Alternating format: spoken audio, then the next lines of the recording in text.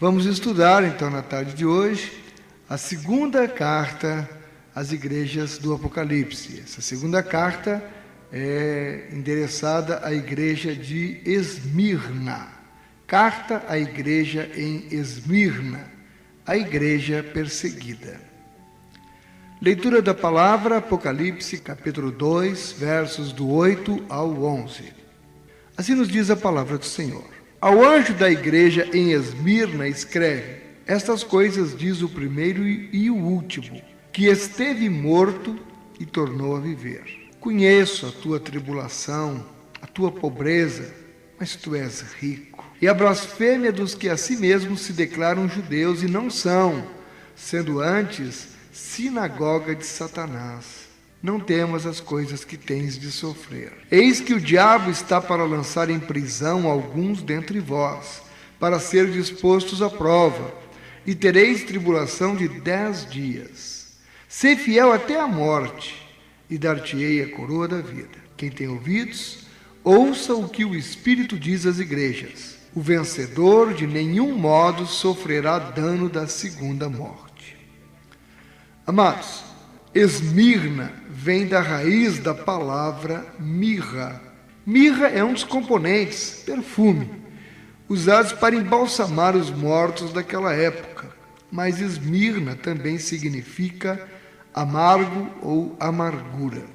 Esmirna representa a igreja sofredora. É a igreja que vai do ano 100 ao ano 312 na história. Esta foi historicamente, então, a igreja perseguida pelo Império Romano. Leiamos 2 Coríntios, capítulo 2, versos 14 ao 17. Graças, porém, a Deus, que em Cristo sempre nos conduz em triunfo, e por meio de nós manifesta em todo lugar a fragrância do seu conhecimento. Porque nós somos para com Deus o bom perfume de Cristo, tanto nos que são salvos como nos que se perdem. Para com estes, cheiro de morte para a morte, para com aqueles, aroma de vida para a vida. Quem, porém, é suficiente para estas coisas? Porque nós não estamos, como tantos outros, mercadejando a palavra de Deus. Antes, em Cristo, é que falamos na presença de Deus, com sinceridade e da parte do próprio Deus. Conforme você ouviu, nós somos o bom perfume de Cristo. Mirra é uma planta, cujo processo para se retirar o perfume é através do seu esmagamento. Quando nossos irmãos da igreja, representada por Esmirna, eram esmagados pelo Império Romano, eles eram literalmente perseguidos e esmagados, o que se sentia era o bom perfume de Cristo. É amargo, porém, naquela época, muita semente do verdadeiro cristianismo foi plantada. Evangelho de João, capítulo 12, verso 24. O grão de trigo, ao morrer, produz muito fruto. Ouça a palavra. Em verdade vos digo, se o grão de trigo caindo na terra não morrer, fica ele só, mas se morrer, produz muito fruto. E literalmente, a igreja de Esmirna viveu esse versículo. Que crescimento a igreja experimentou nessa época! Quanto mais cristãos morriam, quanto mais a igreja era perseguida, mais a igreja do Senhor crescia. No verso 8 de Apocalipse, capítulo 2, nós encontramos como Jesus se apresentou para esta igreja. Ouça bem, que lindo. Isto diz o primeiro e o último, que foi morto e reviveu. Quem foi o único que foi morto e reviveu? Para a igreja sofredora, Jesus lembra: eu passei o que vocês estão passando, mas eu estou vivo. Não pense que você é um mártir, caso esteja sendo perseguido por causa do Evangelho. Nós não passamos nada nessa vida sem que Jesus não tenha passado. Jesus é o primeiro em todas as coisas, inclusive no sofrimento. No verso 9 de Apocalipse, capítulo 2, ele diz à igreja de Esmirna: conheço a tua tribulação.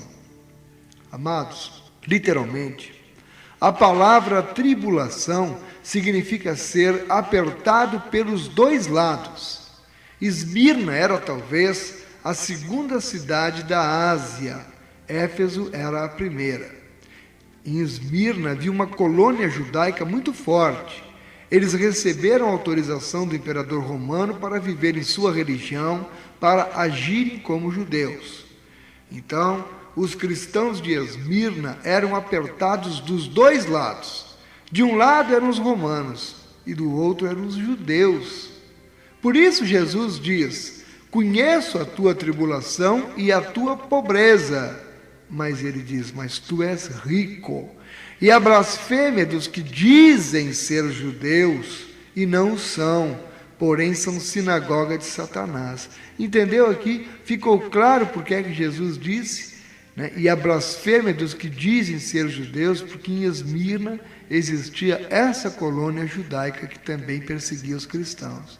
E Jesus falou isso porque judeu não é aquele que tem sangue judeu. Aos olhos de Deus, judeu é aquele que crê em Deus e crê no Messias. Viram que palavras duras Jesus usou para nos alertar? Mas a Bíblia nos diz também, na carta aos Hebreus, capítulo 12, versículo 5: Filho meu, não menosprezes a correção que vem do Senhor, nem desmaies quando por ele és reprovado. Porque o Senhor corrige a quem ama e açoita a todo filho a quem recebe. Paulo diz: haverá tempo em que eles não suportarão a sã doutrina e vão querer ouvir somente o que querem ouvir. 2 Timóteo, capítulo 4, verso 3. Ouça a palavra. Pois haverá tempo em que não suportarão a sã doutrina.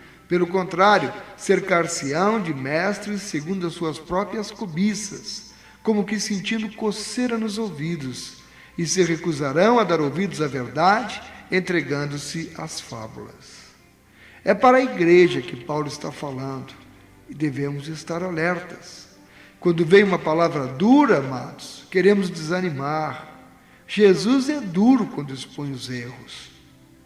Agora, pensa comigo, vocês viram alguma repreensão para essa igreja? Não há nenhuma. Não vemos Jesus dizendo: contudo, tenho contra ti isto ou aquilo. Sabem por quê? Na perseguição, o caráter cristão é provado, forjado. O caráter cristão na perseguição é construído. Por isso ele disse: conheço a tua tribulação e a tua pobreza. Mas ele ressalta: mas tu és rico. Pobreza material, mas tu és rico espiritualmente. Não é isto que importa no reino de Deus? Não é a riqueza material, sim a riqueza espiritual. Ah, irmãos, esta é a característica do verdadeiro cristão. Como nada tendo, mas possuindo tudo. Temos tudo, mas não nos atemos às coisas materiais. Quem é rico de coisas espirituais é rico de uma riqueza que nada se perde. Porém, quem é rico de coisas materiais é pobre, pois tudo vai permanecer aqui na terra e ainda pode perder a qualquer momento.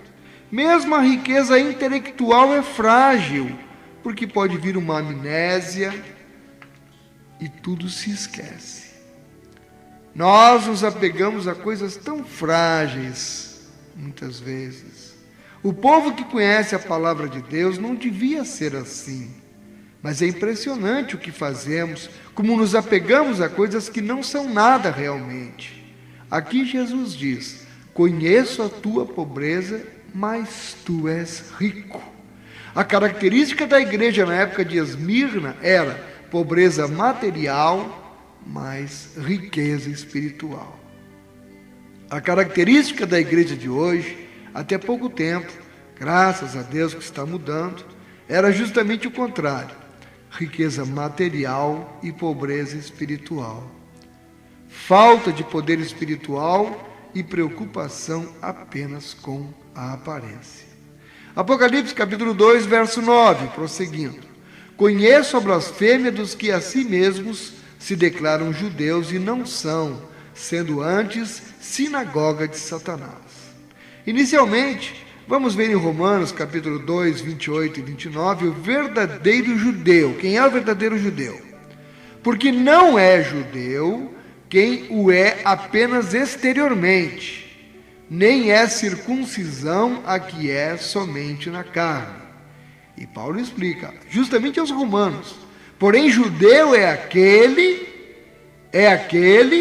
que o é interiormente, e circuncisão a que é do coração, no espírito, não segundo a letra, e cujo louvor não procede dos homens, mas de Deus.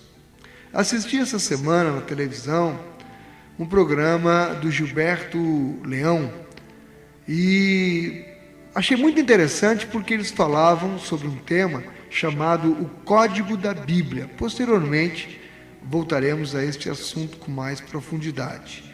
Mas deste programa havia um debate, havia uma discussão em que participaram um pastor presbiteriano, que é professor de exegese bíblica, participaram um professor de matemática, professor renomado no Brasil, e ele inclusive é professor de física quântica. Participaram também 2 judeus, um rabino e um outro, que eu não sei se era rabino também, mas eu me lembro que ele era engenheiro matemático, mecânico, alguma coisa assim, mas 2 eram judeus. Em certo momento do programa, eles discutindo a questão do código bíblico, houve uma discussão muito grande, e uma das frases que me chamou muita atenção foi do nosso pastor presbiteriano, que estava lá, cheio de humildade, mas com muito conhecimento, mas muita humildade, se confrontando com aqueles 2 judeus, e a gente podia perceber claramente a arrogância daqueles 2 judeus. Não quero assim qualificar ou caracterizar o povo judeu baseado naqueles 2 exemplos que eu vi, mas eles eram muito arrogantes e confrontavam o pastor presbiteriano. E em dado momento, o que me chamou muito a atenção foi uma frase que o pastor presbiteriano disse: pois é, mas quando vier pela segunda vez o nosso Messias, ao que os judeus o corrigiram, quando finalmente vier o Messias. Você nota aqui um jogo de palavras, mas pensa comigo, o pastor presbiteriano é um gentio, porque os que não são judeus são gentios. Um gentio dizendo, quando vier pela segunda vez o nosso Messias. E os judeus, que era o povo escolhido por Deus, para quem Jesus veio, eles disseram, quando finalmente vier o Messias. Para eles o Messias ainda virá. Então, incrível, né? Essa pequena frase de um gentio contra um judeu. O gentio disse, quando vier pela segunda vez, reconhecendo que o Messias já veio, mas vai voltar em glória. Mas os judeus até hoje estão aguardando o Messias. Não acreditam que Jesus já veio. Esses são os judeus verdadeiros? Não são. Conforme nós vimos aqui em Romanos, o judeu é aquele que o é interiormente. E circuncisão a que é do coração. Aqueles judeus podem ser circuncidados ou circuncidados, mas seu coração continua duro. Né? Que pena. Jesus já veio e eles perderam o bonde da história. Estão aí dizendo besteira, né? Eles não conhecem Jesus. E vão passar pela grande tribulação. E a gente vai estar lá na glória, em nome de Jesus. Vamos ouvir agora Romanos, capítulo 4, versos 11 e 12.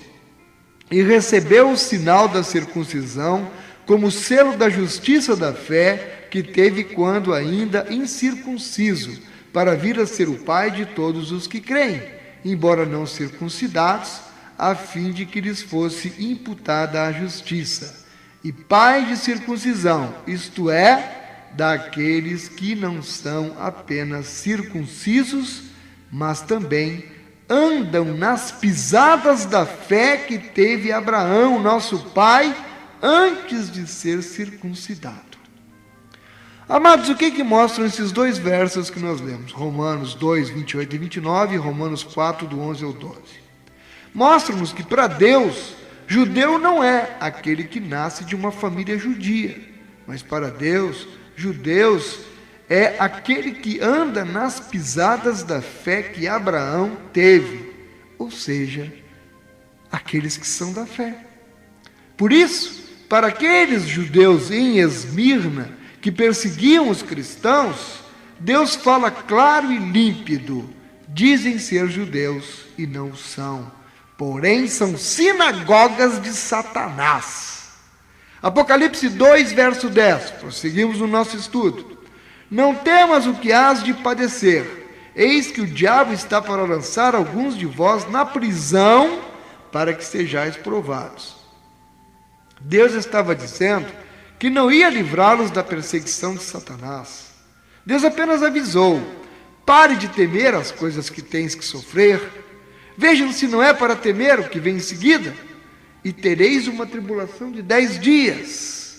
Que coisa pesada, amados, Deus está dizendo para a igreja em Esmirna. É uma loucura, mas as coisas de Deus são realmente loucuras para este mundo. E ele diz: e tereis uma tribulação de 10 dias, ser fiel até a morte. Não tenha medo, irmão, vou te dar uma certeza do que Deus está dizendo. O diabo vai lançá-lo na cadeia, haverá tribulação como nunca, e você tem que ser fiel até a morte. Ou seja, implica que você pode até morrer, mas não tenha medo. Tem condições de uma coisa assim? Será? Estudando essas cartas e comparando-as ao evangelho que está sendo pregado hoje, concluímos que é necessário revermos algumas coisas. Jesus, aqui em Apocalipse, capítulo 2, verso 10, estava informando que o diabo ia agir contra eles, que eles poderiam até morrer e não ia livrá-los. Porém, Jesus disse algo mais: não temas.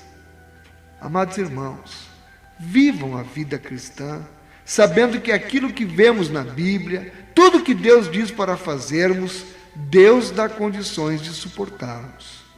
Nunca se viu, como nos primeiros séculos, tamanha perseguição aos cristãos. Irmãos, eles morriam das formas mais medonhas que poderia haver. Porém, sabe como é que eles morriam? Eles morriam cantando, eles morriam louvando a Deus. O testemunho nas arenas era tão tremendo, tão forte, que pessoas nas arquibancadas se convertiam. Algumas até eram lançadas imediatamente na arena e morriam ali mesmo pelo testemunho de Jesus. Nessa hora, irmãos, ninguém finge ser crente, não. Não há lugar para falsificação. Não se acha falso crente no meio dos crentes. Ou é crente ou não é. Por isso, não há nenhuma repreensão para a igreja em Esmirna. Regada pelo sangue desses mártires, por seu testemunho, é que a igreja cresceu. Cresceu de tal forma que Satanás mudou de tática. Pois quanto mais matavam os cristãos, mais a igreja crescia. Ninguém, nenhum grupo, nenhuma organização, creio que nenhum povo, sendo perseguido como os cristãos eram, sobrevivem e crescem como os cristãos cresceram. Aleluia! Com muito menor perseguição e maldade, os brancos quase exterminaram os índios no Brasil e na América do Norte. Muitas tribos indígenas foram exterminadas, porém, apenas uma minoria sobrevive até hoje. Mas a igreja de Jesus crescia cada vez mais com a perseguição. Essa é a prova que a igreja é de Deus e que é eterna. Ouça agora este importante relato da igreja primitiva, descrito em Atos dos Apóstolos, capítulo 5, versos 33 ao 42. Eles, porém, ouvindo, se enfureceram e queriam matá-los. Mas levantando-se no sinédrio um fariseu chamado Gamaliel, mestre da lei, acatado por todo o povo, mandou retirar os homens por um pouco e lhes disse: Israelitas, atentai bem no que ides fazer a estes homens, porque antes destes dias se levantou Teudas, insinuando ser ele alguma coisa, ao qual se agregaram cerca de 400 homens, mas ele foi morto, e todos quantos lhe prestavam obediência se dispersaram e deram em nada. Depois disso, levantou-se Judas o Galileu nos dias do recenseamento e levou muitos consigo, mas também este pereceu, e todos quantos lhe obedeciam foram dispersos. Agora vos digo: dai de mão a estes homens, deixai-os, porque se este conselho ou esta obra vem de homens, perecerá, mas se é de Deus, não podereis destruí-los, para que não sejais porventura achados lutando contra Deus. E concordaram com ele. E chamando os apóstolos, açoitaram-os, e ordenando-lhes que não falassem em o nome de Jesus, os soltaram. Mas eles se retiraram do sinédrio, regozijando-se por terem sido considerados dignos de sofrer afrontas por esse nome. E todos os dias, no templo e de casa em casa, não cessavam de ensinar e de pregar Jesus, o Cristo. Glória a Deus! Aleluia! Que lindo exemplo da igreja primitiva. Policarpo, homem já de idade avançada, líder da igreja em Esmirna, foi preso e levado à arena para negar a Jesus. Porém ele disse: por 63 anos eu sirvo ao meu Senhor, e ele nunca me desapontou. Como posso negá-lo agora? E Policarpo foi queimado vivo em seguida. Simeano era líder em Jerusalém, foi crucificado. Inácio, no ano 115 depois de Cristo, foi jogado aos leões. Justino, chamado o mártir, foi martirizado em Roma. Brandina, uma jovem escrava, após ser torturada tremendamente, de manhã até à noite, foi questionada: vai negar? E ela respondeu: não, um cristão não pode reconhecer o pecado. Amados, são relatos, registros deixados acerca do testemunho desses mártires. O negar Jesus implicava em adorar alguma entidade pagã ou até mesmo adorar o imperador. Estes grãos morreram, mas deram muitos frutos. A palavra diz, irmãos, se o grão morrer, dá muito fruto. Aleluia! Registro de um governador da época ordenando a um cristão que negasse a Jesus. Ele disse: se você não negar, eu vou te banir da terra. O cristão respondeu: da terra você pode me banir, mas de Jesus você não pode, pois Jesus mesmo disse que quando eu estivesse, ele estaria comigo. Disse também que nunca me deixaria, que jamais me abandonaria. O governador continuou: então eu vou confiscar todos os seus bens. E o cristão respondeu: meu tesouro está no céu, o senhor não pode ir até lá para pegá-lo.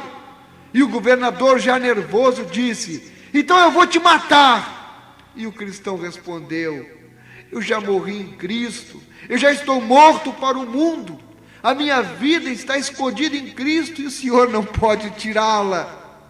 Por último, extremamente irritado, aquele governador olhou em volta e reconheceu: o que podemos fazer com esse fanático? E sempre tem alguém perguntando: por que Deus permite o sofrimento? Seguir a Jesus Cristo implica em sofrer. 2 Timóteo, capítulo 3, versículo 12. Ora, todos quantos querem viver piedosamente em Cristo Jesus serão perseguidos. João, capítulo 15, verso 18 a 21. Se o mundo vos odeia, sabei que primeiro do que a vós outros me odiou a mim. Se vós fosseis do mundo, o mundo amaria o que era seu. Como todavia não sois do mundo, pelo contrário, dele vos escolhi, por isso o mundo vos odeia. Lembrai-vos da palavra que eu vos disse: não é o servo maior do que seu senhor. Se me perseguiram a mim, também perseguirão a vós outros. Se guardaram a minha palavra, também guardarão a vossa. Tudo isto, porém, vos farão por causa do meu nome, porquanto não conhecem aquele que me enviou. Todos os que querem viver de acordo com a palavra de Deus, irmãos, serão perseguidos. Atos dos Apóstolos, capítulo 9, versos 15 e 16, vemos a conversão de Paulo. Mas o Senhor lhe disse: vai, porque este é para mim um instrumento escolhido para levar o meu nome perante os gentios e reis, bem como perante os filhos de Israel, pois eu lhe mostrarei quanto lhe importa sofrer pelo meu nome. Aleluia. O que está escrito? Eu lhe mostrarei quanto lhe cumpre o quê? Tirar férias? Passear? Não. Padecer pelo meu nome. É o próprio Jesus falando a Ananias acerca do que Paulo passaria por causa do nome de Jesus. O testemunho, queridos, envolve sofrimento, pois estamos testemunhando de Jesus no mundo do inimigo. Vocês acham que o mundo, o sistema do mundo, vai nos aplaudir? Não. Há resistência. Por que Deus permite o sofrimento? Muitas vezes, Deus tem que nos disciplinar, amados, nos ensinar. A Bíblia diz que Deus nos disciplina como filhos, em Hebreus, capítulo 12, versículo 7. É para a disciplina que perseverais. Deus vos trata como filhos, pois que filho há que o pai não corrige? Segundo aos Coríntios, capítulo 12, versos do 1 ao 10. Se é necessário que me glorie, ainda que não convém, passarei as visões e revelações do Senhor. Conheço um homem em Cristo que há 14 anos foi arrebatado até o terceiro céu, se no corpo ou fora do corpo, não sei, Deus o sabe. E sei que o tal homem, se no corpo ou fora do corpo, não sei, Deus o sabe, foi arrebatado ao paraíso e ouviu palavras inefáveis, as quais não é lícito ao homem referir. De tal coisa me gloriarei, não porém de mim mesmo, salvo nas minhas fraquezas. Pois se eu vier a gloriar-me, não serei nécio, porque direi a verdade. Mas abstenho-me para que ninguém se preocupe comigo mais do que em mim vê ou de mim ouve. E para que não me ensoberbecesse com a grandeza das revelações, foi-me posto um espinho na carne, mensageiro de Satanás, para me esbofetear, a fim de que não me exalte. Por causa disto, 3 vezes pedi ao Senhor que o afastasse de mim. Então ele me disse: a minha graça te basta, porque o poder se aperfeiçoa na fraqueza. De boa vontade, pois, mais me gloriarei nas fraquezas, para que sobre mim repouse o poder de Cristo. Pelo que sinto prazer nas fraquezas, nas injúrias, nas necessidades, nas perseguições, nas angústias, por amor de Cristo. Porque quando sou fraco, então é que sou forte. Vemos aqui, irmãos, a experiência de Paulo, um espinho na carne para que não se exaltasse de tantas revelações que recebera. De outro lado, vemos aqui nesta carta à igreja em Esmirna, que quem está por trás da perseguição é o próprio diabo.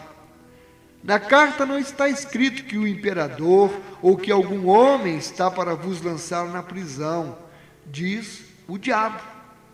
Quem perseguia os cristãos eram homens, porém quem estava, e está ainda hoje, por trás é Satanás. Se você estiver sofrendo por Cristo, se você estiver passando sofrimento, se você estiver vivendo tribulações por causa do nome que você leva, o nome de Jesus, pare de temer.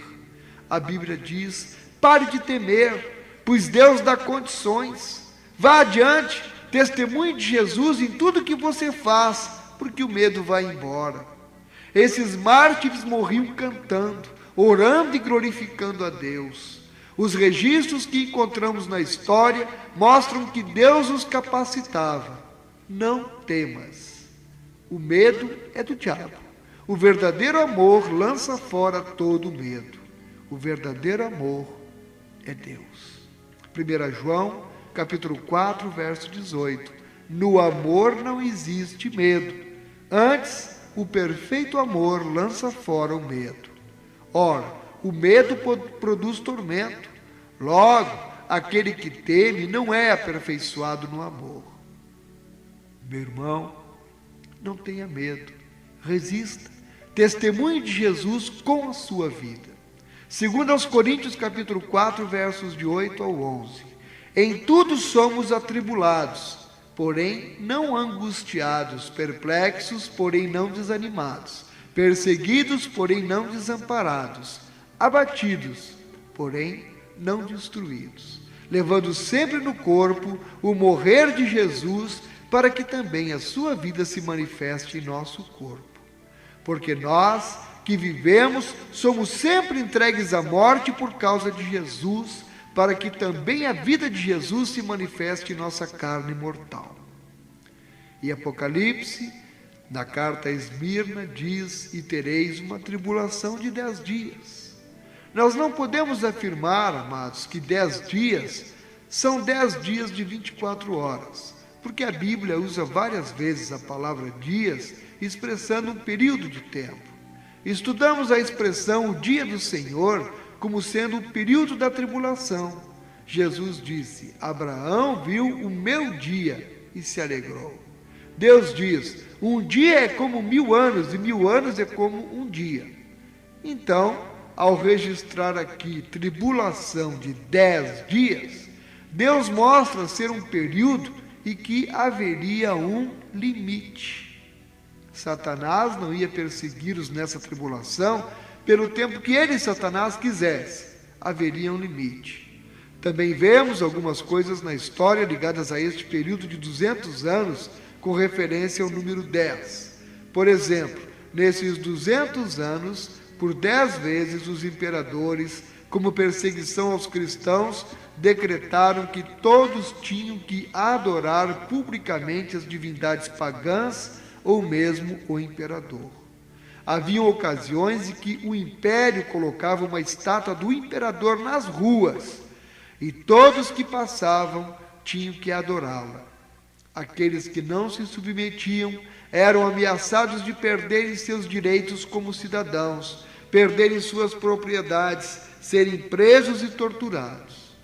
Alguns dizem que foram os 10 anos de governo do imperador Diocleciano, que foi o mais feroz dos imperadores para com os cristãos. Também nesse período, um total de 10 imperadores perseguiram os cristãos com muito rigor, a saber: 1. Nero, 2. Domiciano, 3. Trajano, 4. Adriano, 5. Senero, 6. Maximiliano, 7. Décio, 8. Valeriano, 9. Aureliano, 10º Diocleciano. Mas de qualquer forma, o que Deus deixou bem claro nesta carta é que Satanás promoveria uma tremenda perseguição. E isso aconteceu. E Deus deu a verdadeira vitória para o seu povo. Sê fiel até a morte e dar-te-ei a coroa da vida. Já estudamos que a coroa da vida é para os mártires e nesta carta estamos comprovando. Romanos capítulo 8, verso 18.